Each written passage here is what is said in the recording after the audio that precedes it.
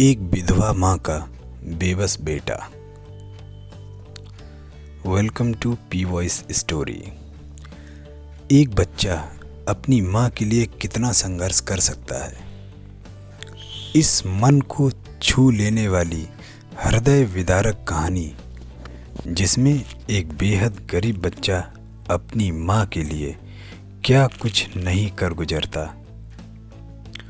तो मैं ये कहानी आपको खुद अपनी जुबानी सुनाने जा रहा हूँ। आइए जानते हैं क्या हुआ इस घटना में। मैं घर के करीब से गुजर रहा था कि अचानक मुझे एक घर के अंदर से एक बच्चे की रोने की आवाज़ आई। उस बच्चे की आवाज़ में इतना दर्द था कि मैंने अंदर जाकर वह बच्चा क्यों रो रहा है यह मालूम करने से मैं खुद को रोक ना सका। अंदर जाकर मैंने देखा कि एक माँ अपने 10 साल के बेटे को आहिस्ता से मारती और बच्चे के साथ खुद भी रोने लगती। मैंने आगे होकर पूछा, बहन जी, आप इस छोटे से बच्चे को क्यों मार रही हैं, जबकि आप खुद भी रोती हैं? उसने जवाब दिया, भाई साहब, इसके पिताजी भगवान को प्यारे हो गए हैं और हम लोग बहुत ही गरीब हैं। उनके जाने के बाद मैं लोगों के घरों में काम करके घर और इसकी पढ़ाई का खर्च बमुश्किल उठाती हूँ, और यह कमबख्त रोज़ाना देर से स्कूल जाता है और रोज़ाना घर देर से आता है। जाते हुए रास्ते में कहीं खेल कूद में लग जाता है और पढ़ाई की तरफ जरा भी ध्यान नहीं देता है, जिसकी वजह से रोज़ाना अपनी स्कूल की ड्रेस गंदी कर लेता है। मैंने बच्चे को और उसकी माँ को जैसे तैसे थोड़ा समझाया और चल दिया। लेकिन इस घटना के कुछ ही दिन बाद अचानक मुझे सुबह सुबह कुछ काम से सब्जी मंडी जाना हुआ। तो अचानक मेरी नज़र उसी 10 साल के बच्चे पर पड़ी जो रोज़ाना घर से मार खाता था। मैं क्या देखता हूँ कि वह बच्चा मंडी में घूम रहा है और जो दुकानदार अपनी दुकानों के लिए सब्जी खरीद कर अपनी बोरियों में डालते तो उनमें से कोई सब्जी ज़मीन पर गिर जाती थी, वह बच्चा फ़ौरन उठाकर अपनी झोली में डाल लेता और इकट्ठा कर रहा था। तो मेरे मन में कौतूहल हुआ कि देखें ये बच्चा क्या कर रहा है यहाँ मंडी में। ये बच्चा तो स्कूल ड्रेस में है और ये उसके स्कूल का टाइम भी है, तो उसे स्कूल में होना चाहिए था। अब जब मेरे मन में उत्सुकता और बढ़ गई तो मैंने सोचा कि देखूं कि ये बच्चा स्कूल न जाकर यहाँ करता क्या है। तो मैं उस बच्चे का चोरी चोरी पीछा करने लगा। आप कहानी सुनते रहिए और चैनल को सब्सक्राइब ज़रूर कर दें। आगे सुनिए। जब उसकी झोली सब्जी से भर गई तो वह सड़क के किनारे बैठकर उसे ऊंची ऊंची आवाज़ें लगाकर वह सब्जी बेचने लगा। मंडी में मिट्टी और गंदगी तो होती ही है, तो उसके मुंह पर मिट्टी लग गई थी और उसकी स्कूल ड्रेस भी गंदी हो गई थी। उसकी आंखों में नमी थी।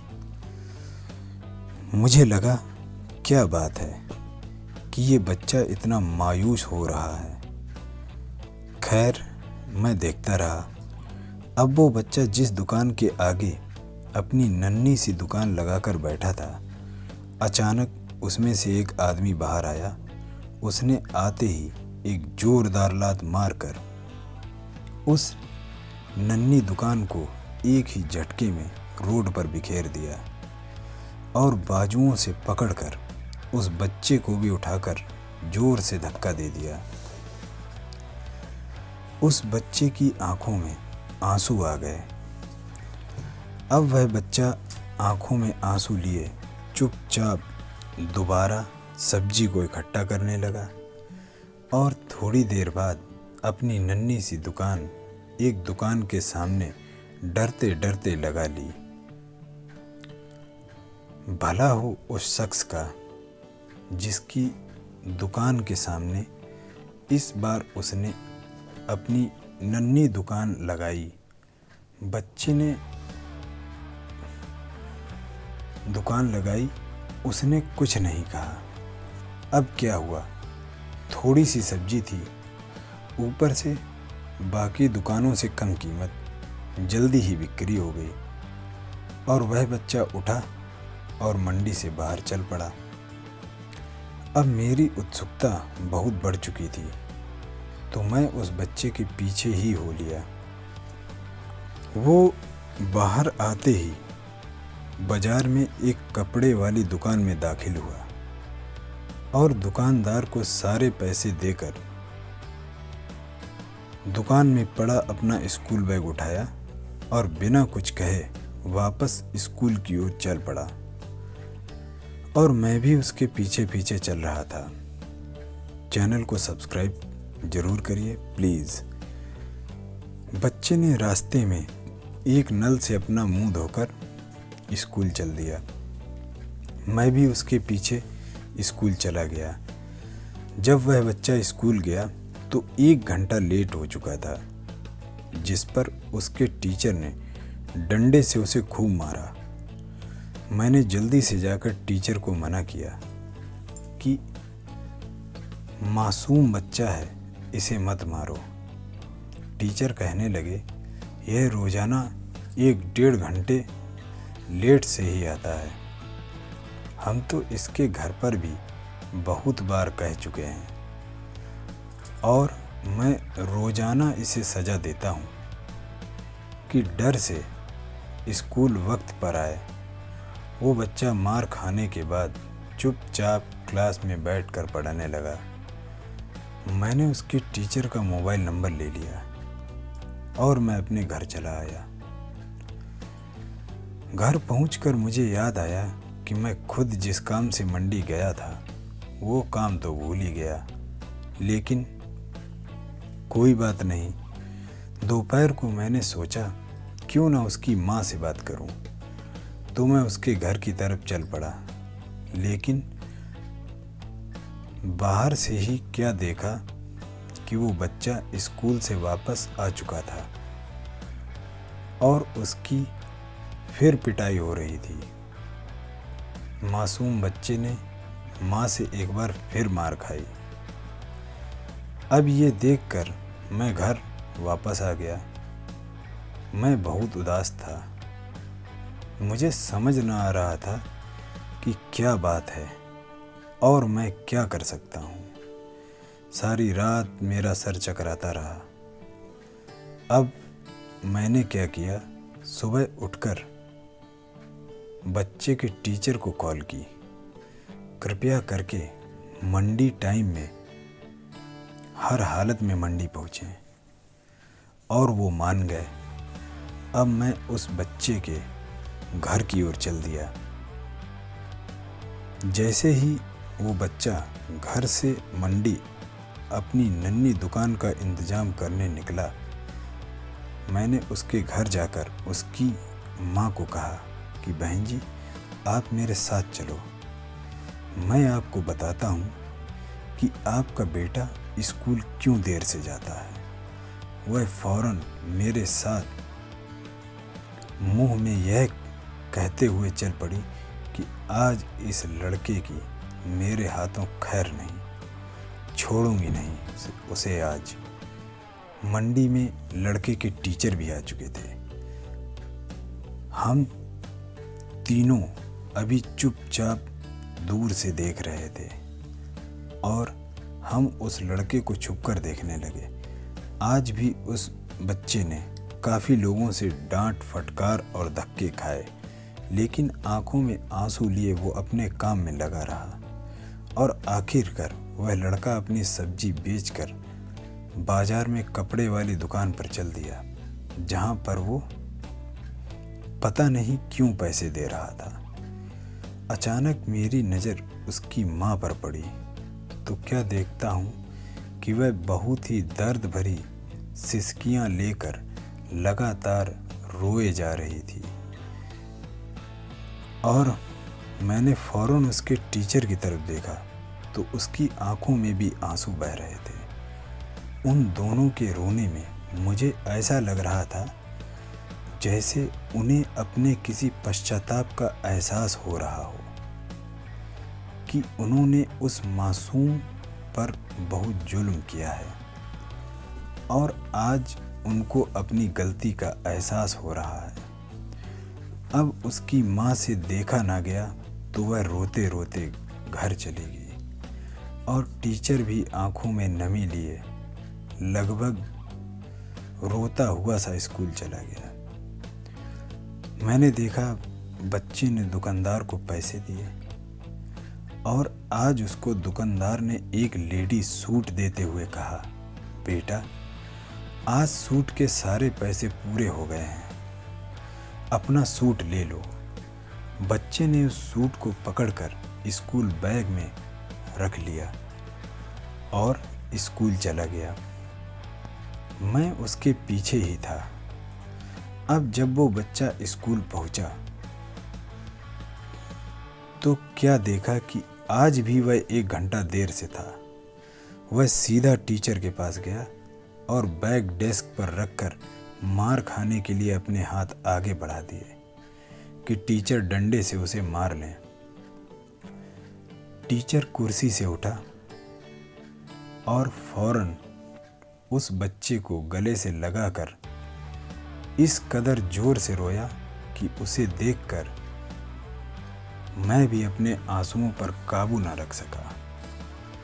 मैंने अपने आप को संभाला और आगे बढ़कर टीचर को चुप कराया और बच्चे से पूछा कि जो बैग में सूट है वह किसके लिए है। बच्चे ने रोते हुए जवाब दिया कि मेरी माँ अमीर लोगों के घरों में मजदूरी करने जाती है और उसके कपड़े फटे हुए होते हैं। कोई जिस्म को पूरी तरह से ढांपने वाला सूट नहीं है मेरी माँ के पास। पैसे नहीं हैं कि वो अपने लिए एक भी कपड़ा खरीद लें, इसलिए अपनी माँ के लिए यह सूट खरीदा है। तो यह सूट अब घर ले जाकर माँ को आज दोगे? मैंने बच्चे से सवाल पूछा। जवाब ने मेरे और उस बच्चे के टीचर के पैरों के नीचे से ज़मीन ही निकाल दी। बच्चे ने जवाब दिया, नहीं अंकल, छुट्टी के बाद मैं इसे दर्जी को सिलाई के लिए दूंगा। रोज़ाना स्कूल से जाने के बाद काम करके थोड़े थोड़े पैसे सिलाई के लिए दर्जी के पास जमा किए हैं। टीचर और मैं सोचकर रोते जा रहे थे कि आखिर कब तक हमारे समाज में गरीबों और विधवाओं के साथ ऐसा होता रहेगा। उनके बच्चे त्योहार की खुशियों में शामिल होने के लिए तरसते रहेंगे। आखिर कब तक? आप जरा सोचो, क्या हमारा सबका ये दायित्व नहीं है कि हमें भगवान ने सब कुछ दिया है कि अपने आसपास काम करने वाले इन गरीबों की ओर भी देखें। घर में काम करने वाली मजबूर औरतों और बच्चों को केवल उनके तय पैसा तो हम समय पर दे देते हैं, लेकिन क्या हम कभी इनको त्योहार पर कोई कपड़े गिफ्ट नहीं कर सकते? अगर नए ना सही, पुराने ही सही, जो अच्छी हालत में हों दे सकते हैं। कभी कभी किसी बहाने से कुछ एक्स्ट्रा पैसे, कभी इनके बच्चों के लिए कुछ छोटा सा गिफ्ट या कुछ खाने को। हम अपने घरों में तो इतना कुछ खाने को लाते हैं, इतने नए कपड़े हम बेकार अलमारी में सजाए रखते हैं, बाहर जाकर भी इतनी फिजूल खर्ची करते हैं। मैं ये नहीं कह रहा हूँ कि सब कुछ बंद कर दो, लेकिन अगर हम कुछ इनके लिए भी कर देंगे तो हमें कोई कमी नहीं पड़ेगी और ना ही हमें महसूस होगा। लेकिन इसके लिए, इनके लिए ये छोटी छोटी सी खुशियाँ, ये छोटे छोटे गिफ्ट बहुत बड़ी खुशियाँ होती हैं। इनके किसी बच्चे के लिए अगर हम 5 या 10 रुपए की टॉफ़ी या बिस्कुट या चिप्स भेज दें तो वो भी इनके लिए बहुत बड़ी चीज़ होती है। हमारे लिए 10 या 20 रुपए कुछ मायने नहीं रखते हैं, लेकिन क्या पता इन्होंने इसको लेने के लिए भी सपने देखे हों। किसी के सपने साकार कर सको तो इससे बड़ी क्या बात है। क्या ऊपर वाले की खुशियों में इन जैसे गरीब विधवाओं का कोई हक नहीं? क्या हम अपनी खुशियों के मौके पर अपनी ख्वाहिशों में से थोड़े पैसे निकाल कर दान करके अपने समाज में मौजूद इन गरीब और बेसहारों की मदद नहीं कर सकते? मेरी आपसे लास्ट अपील है, चाहे कुछ भी हो,